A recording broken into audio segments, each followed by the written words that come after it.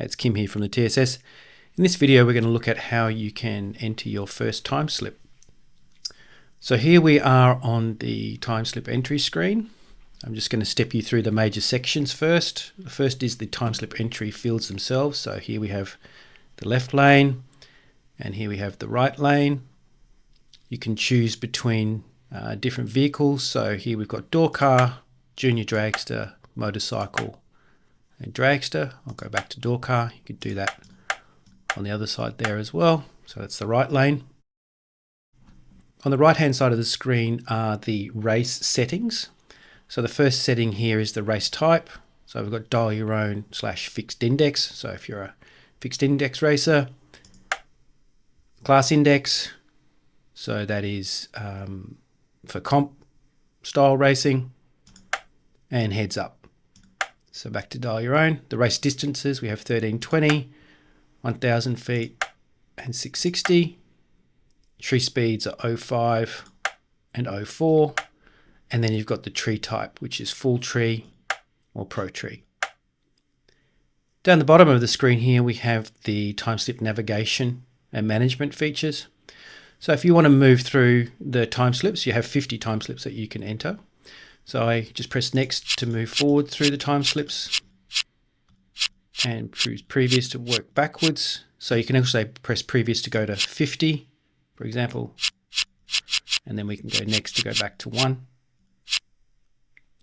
Clear clears the current time slip. So if I press clear, it empties the fields out. If I don't want to enter anything here or I make a mistake, I can always just go to another time slip and then return. So nothing happens until you press the save button. So as I said, if you press save, it saves the current time slip. The last button here is the generate button. So this generates a time slip. We'll go into more detail on how you use this in a future video. Over on the far right hand side here, we have a check for back off. We'll also go into this feature in another video, but basically if you switch it on, the TSS will do basic run completion to see if you slowed down before the finish line and then estimate a deceleration point if you like. So if we go back to actually entering the details, so if I press clear, I can enter the name here.